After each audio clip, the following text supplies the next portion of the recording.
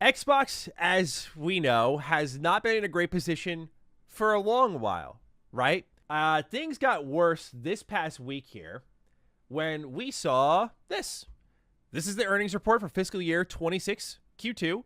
So 3 months ended December 31st. Basically, the holiday period for Xbox. Now, there's a whole lot of hullabaloo here for us to sift through. The main thing we're going to be looking at, though, Xbox content and services revenue decreased 5%. Now, I think when you look at that there, you're probably like, well, Maddie, what's the big deal? We are talking about a company that's been on a downward trajectory for a while. It's 5%, but it's really what's also tethered to all these stats here, because it's not just that gaming revenue, but also the content and hardware and services are down. Everything in their gaming division is down. If you've paid attention to Xbox over these last few years, you'll see that normally content, services, and gaming revenue are in an okay spot, but hardware revenue has been going down. And we're not surprised by hardware revenue going down whatsoever here. But keep in mind, ladies and gentlemen, one thing Xbox recently did was this. They changed the prices of Xbox Game Pass. So your essential tier is $10 US dollars, or your regional equivalent. Game Pass Premium is $15. Game Pass Ultimate is $30, right? So you're looking at all these PC Game Pass is over $15 now. So you look at this, they're like, okay, content and services hurting a little bit.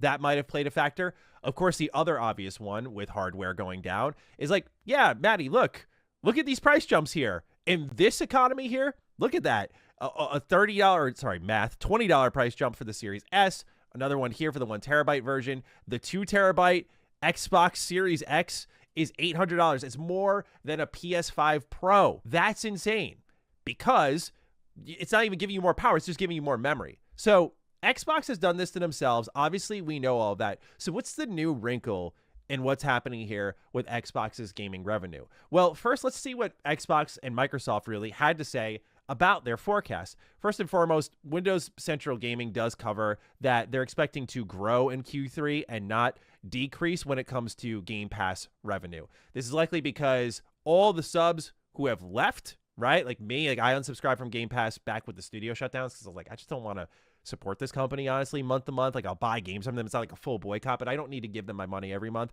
But likely what they're saying here is like, basically everyone who left, the ones who stayed are still being like upcharged by 50%. So what's going to happen here is they're just going to make up the difference. So they're expecting some growth, and maybe they're expecting with some of the content beats throughout the year, you know, your Forza Horizons and whatnot, Fable, that they'll obviously get more people into Game Pass to at least try these things out. In the same breath, Amy Hood mentioned that they expect hardware to drop again in Q3. So yeah, the sky is blue, grass is green, all of that stuff here. This is where it gets really interesting, right? I'm building up to all this. I apologize for edging, but here's where we get to the really fun stuff. Amy Hood would go on to blame the downward trend of gaming revenue on first-party games. Quote, gaming revenue was below expectations, driven by first-party content with impact across the platform. So, for those who are wondering, the games that came out in this quarter that Xbox is referencing all of these numbers in: Keeper, Ninja Gaiden 4, Outer Worlds 2, Call of Duty Black Ops 7. So they're looking at those games and saying, you're the reason our revenue is down. Let's check in on Call of Duty here, because as I'm going to illustrate with all of this, Xbox's success is very heavily connected to Activision, and specifically Call of Duty here. So what Pure Xbox covers here, again, great website. GamesIndustry.biz has shared some new data from Alinea Analytics and Video Game Insights to show that Black Ops 7 is hugely underperforming Black Ops 6 right now, especially on Steam. According to data from Alinea Analytics, Black Ops 7 sold 401,000 copies on Steam 26 days after launch, compared to Black Ops 6 selling 2.3 million units during the same period last year. So, to be fair, it's still selling a lot. You'll actually see, if you look around, that Circana shared that Black Ops 7 was still the best-selling game of December, but being the best-selling game of the month, or one of the top 10 selling games of the year, I believe Black Ops 7 landed at number 7, ironically. That doesn't matter at the end of the day, because this is a game now that's dependent on to carry the entirety of Xbox here. The article continues on saying data firm Video Game Insights goes even further back to than last year to try and display the decline, showing that not only did Black Ops 7 underperform the 3 previous Call of Duty games by a wide margin, but its concurrent Steam player count was 80% lower than Modern Warfare 2 from 2022. Bringing in estimates for Console 2, the firm reckons that Black Ops 7 had about half of the overall players that Black Ops 6 did during the month after launch. Keep in mind also that Xbox did put Black Ops 7 6 as a day one Game Pass title. This was widely debated. Would they, won't they? And we said it could destabilize the Call of Duty base because you're telling a lot of people you no longer have to pay for Call of Duty. And so I think we're seeing some of the effects of that right now. And if there was any other way to put, I think, some icing on top, Activision's trying really hard to get you to play Black Ops 7. What are they doing here but giving you a free trial from December 16th to the 22nd? So, yeah, like a month after the game came out, they were already trying to give you free trial. Not only that, but it was discounted by up to 30%, going as low as $50 during the holiday season, or $80 for the Vault Edition. Yeah, they're trying to bring you back any way possible. Like, come on, give it a chance. It can't be that bad, right? And so when we see, again, back here, Amy Hood blaming first-party games, and it's really like, you can't blame Ninja Gaiden. I don't think that's going to save Xbox in any world. Keeper, I don't think that's going to save Xbox in any world ever. Outer Worlds 2, I think you could have expected a lot more from, but Xbox completely mishandled that game with its marketing. It trying to make it $80 was a terrible choice. It put the game on the back foot, and by all intents and purposes, so did Avowed a little bit, but I think the Outer Worlds 2 was superb in most ways. I really enjoyed my playthrough with it. My only complaint, again, were the companions, which weren't so awful. They were just kind of like not memorable. Like, if you ask me right now, I don't think I can remember any of their names. So that's something to go by, I think. But those 3 games are not really going to do a lot of heavy lifting during the holiday period. So it really comes down to Black Ops. Why I say that Call of Duty's success is tethered to the success of Xbox is not just because Xbox owns them, but it's also because of what happened when Xbox acquired Activision Blizzard, right? So when they acquired them, their revenue in gaming jumped 49%, right? And that's a 44 points of net impact. So otherwise, it was 5% growth on its own with just Xbox. But what we're seeing here is gaming revenue grew 49% in turn because of Activision Blizzard. That's the difference maker. This is something we've talked a lot about extensively on Defining Duke, which is that Xbox had this moment where they had to go out and buy Activision Blizzard because they felt they needed to, and that was because they were trying to grow Game Pass. When Starfield came out and it was considered the largest amount of subscriptions in a single day for Game Pass, this was like a big moment because we thought, like, okay, this game's moving over the line. Starfield was a top 10 selling game of 2023. Like, okay, Xbox got themselves a big exclusive finally. When the quarter results came out and gaming revenue and content services grew only by 1% or somewhere around that area, like it was -1 or +1, it was very marginal. It just showed that even the biggest of success is not really moving the needle for Xbox, right? So their exclusives have to do more. So you buy something like Activision, which is going to have some of the biggest multi-platform games of all time, like Call of Duty, and you're going to make a lot more money that way and take maybe some pressure off of these games. What ends up happening, as we've seen now, is Xbox has to consolidate the business because they got to support a behemoth like Activision and support where the money is. So like many of us who were in La La Land dreaming a little bit when these these acquisitions started happening here, we thought maybe like Xbox is going to greenlight, like Singularity 2 is going to happen, right? No, they're going to make more Call of Duty. The best thing that maybe come out of this is that Fallout's mainstream now, so you're going to get more Fallout, but with where Bethesda's at now, is that really going to be super exciting? Now, we're getting back to the point here, right? We're talking about Xbox kind of dying in real time, unfortunately, right? We're seeing it between this press release here, the revenue dropping, blaming, of course, their first-party output. What can they do to fix this? Well, I think the first thing we need to look at as well is sort of what the state of this platform is right now. This recently came out from Video Game Chronicle, and it's been a little bit debated online. We're going to read the thing kind of verbatim because of the debate online, so I apologize to VGC for just like straight up ripping the article without much addition to it. But again, given the context is really key here, I wanted to add it in. They say twice as many developers surveyed by GDC say they want to make games on PS5 or Switch 2 more than Xbox, right? So you see something like that, you're like, okay, well, that's about like a nail in the coffin right there. Like, developers don't want to make games for your platform. There is some truth to that, but there's more than what meets the eye here. The subtitle is more telling. It says PC remains the most popular system among developers by far. That's the real main takeaway here.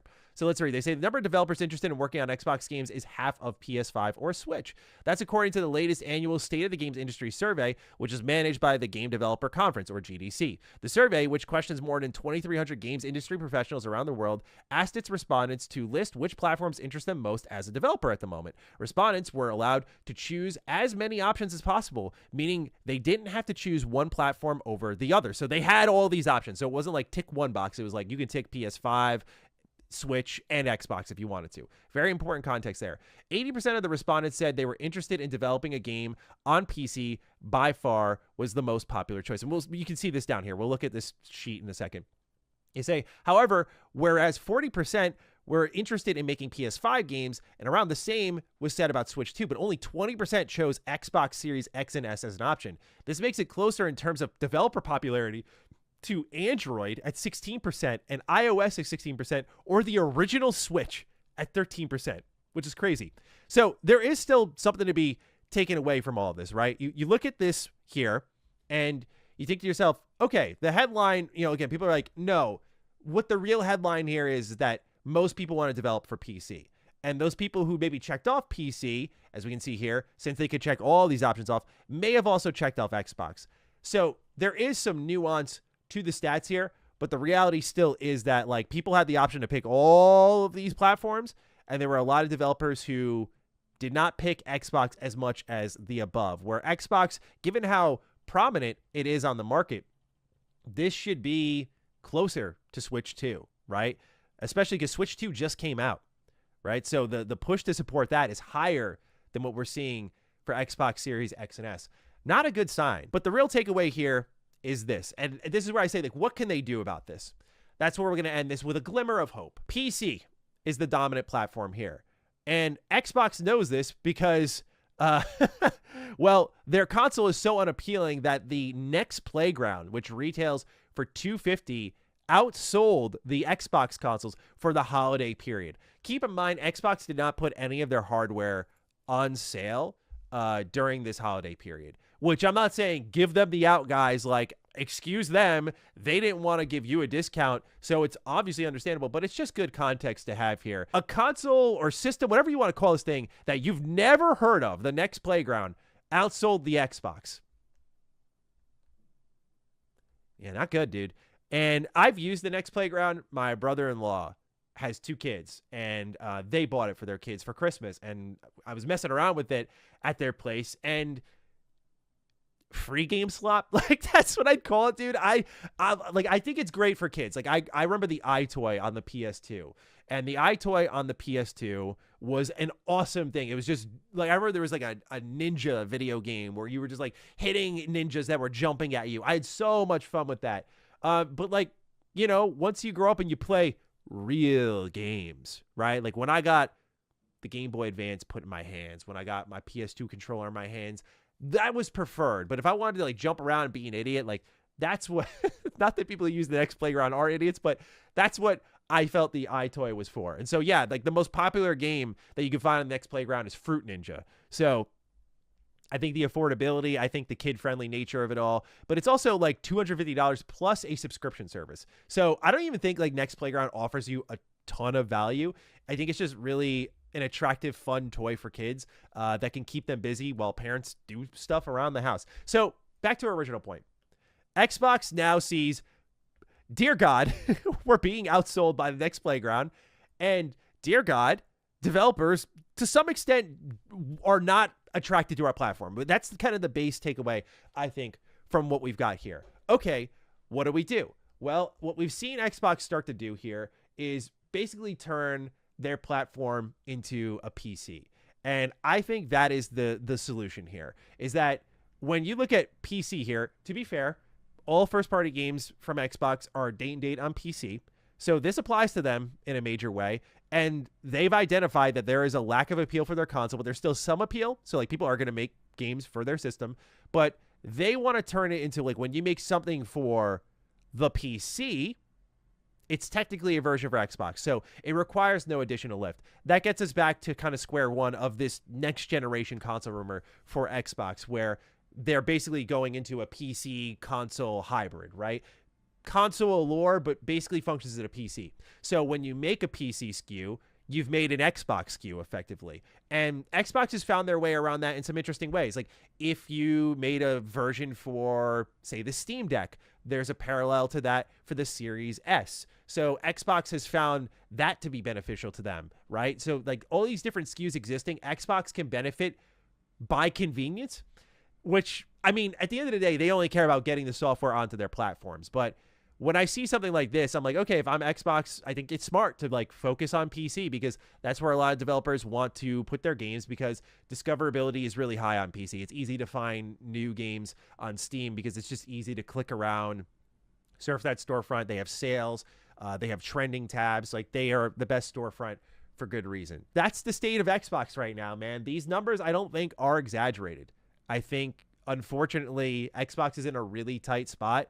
I think they're going about it the best way they can. But when you see how the next-gen consoles might get delayed even further, that PC console hybrid with how there's a lack of appeal from players who are spending money, from developers who are making games for the platforms, when that starts to happen, I think Xbox eventually just turns into a game publisher because the reason I feel the Xbox PC console hybrid could exist was mainly by convenience. That's how I took it. Like you can have this thing exist because you were already working on it during this big shift for multi-platform pushing by Xbox, right? When Microsoft, Satya, Amy Hood were like, okay, we're going multi-plat. Like, why wouldn't we do this? They were already making that new system, right? So it's already in development. But now if it gets pushed to 28, 29, 2030 even, there's someone's going to ask in that building because it's Microsoft, why are we doing this? And so I think that's the other snafu they find themselves in. So too long, didn't read. These numbers, not good.